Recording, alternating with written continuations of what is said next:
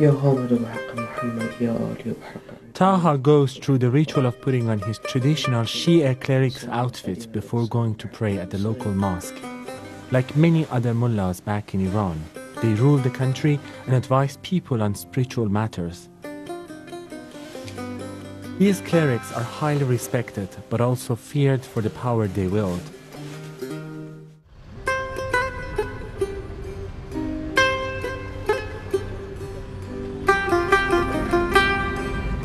I have come here to Istanbul to meet Taha after he fled from Iran because he's gay. I have done stories like these few times before here in Turkey, but this is different. Taha is from the hierarchy of the Islamic regime, which enforces the regime's very harsh approach when it comes to the LGBT community.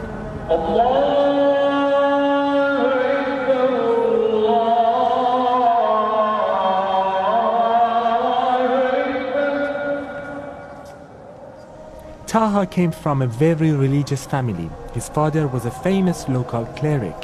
He attended an Islamic school to become a mullah when he was just 15 and rose up the ranks to become a Hujjatul Islam, a respected authority on Islam. When I met Taha, he told me he tried to keep his sexual orientation quiet. But Taha's life was exposed, especially when he started conducting gay weddings in secret. قطعا من این کارو میکردم. حاکمیت بعضی موقع پیام میدادن، مثلا حالا از طرف یا اینکه اداره اطلاعات احضار میکرد، اطلاعات سپاه یا وزارت اطلاعات، و میگفت که چرا این کارا رو داری میکنی، چرا با این افراد در تماسی، تو روحانی هستی نباید این کارا رو بکنی. از اون طرف هم افرادی بودن که اینها میگن کاسه داغ‌تر از آش، اینها مذهبی هایی بودن که دوستان من بودن، میگفتن ما تو رو گیر میاریم و تا اعدام جلو میریم. Iran was not always so homophobic. Before the 1979 Islamic Revolution, it had a very liberal attitude towards sexuality. Being gay was not a crime. There were several gay-friendly bars and clubs. After the revolution, everything changed. A conservative Islamic government took power. Today, Iran is one of the 7 countries in the world where gay sex is punishable by death. This is the environment Taha grew up in. His strict religious upbringing made it even worse. این مسئله از بدو حالا بچگی من، از همون زمانی که من بچه بودم، خب در من وجود داشت و میدونستم که من میل آنچنانی به غیر همجنس خودم ندارم. این مسئله ادامه پیدا کرد تا دوران راهنمایی و دبیرستان من. حالا به فضاهای اینترنتی و مجازی آشنا شدم و اینها، کم کم به این کلمه گی آشنا شدم.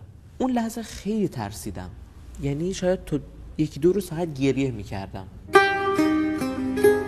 UN figures suggest there are over 1,000 Iranian LGBT refugees in Turkey waiting to be resettled abroad. Migrants have no right to work here. This makes the experience of being a refugee in Turkey very difficult for people like Taha. بلکه وقتی که اومدم اینجا و اعلام پناهندگی کردم، فشارهای ایران 100 برابر شد و میتونم بگم که فحاشی هاشون، اگه تو ایران فحاشی نمی‌کردن، اینجا فحاشی ها زیاد شد و تو گوشی من پر از همین مسائله. فقط کافی یه عکس بذارم، یه مطلب بذارم. Taha showed me pictures of the mullahs he knew back in Iran, including former President Khatami. Initially, he appeared to be just like them, but the more I got to know him, the more I realized he was just like other gay Iranians. In your age, you usually go out, go clubbing, and have fun. Do you do so? چند باری رفتم، چند باری، شاید 4 بار یا 5 بار رفتم. Istanbul is unique in the Muslim world for the tolerance of homosexuality. The city has several gay bars and clubs. Taha wants to take me to one of them, but before that he needs to get ready in his way.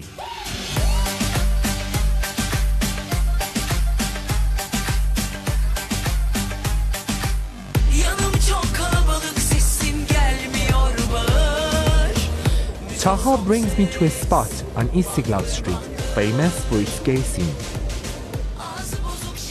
Venues like this are new in Istanbul as well. Now we are sitting in one of them. On one side I have Taha, the gay mullah. On another side I have two Iranian gay refugees who fled from the country. Ramtin left Iran a year ago and plans to get married to his partner. He hopes Taha will conduct their ceremony. For him, a gay mullah is a big deal. It's very, very much. I'm very happy for this.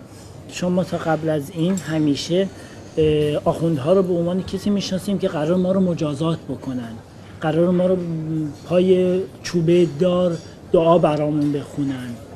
ولی الان من کسی رو میتونم ببینم کنار خودم که برای من خطبه عقد داره میخونه. Farid, not his real name, left Iran 1 month ago. He is not out to his family and doesn't want to be identified. Do you trust him? واسه من اعتماد کردن خیلی سخته، چون که توی ایران توی جوی بودم که همش ترس و وحشت بوده. خب این خودش عذاب آوره. از بعضی از افرادی که مثل خودم هستن پذیرش نمیشم. Will Iran change? خیلی اون روز بود. 100% اون روز من نخواهم دید. The city of 1,000 mosques is Taha's temporary home before he goes to his final destination, Canada. His new life in exile makes him think about his future. Will Iran ever accept Taha the way he is, or is he too gay to be mullah and too mullah to be gay? Ali Hamedani, BBC News, Istanbul.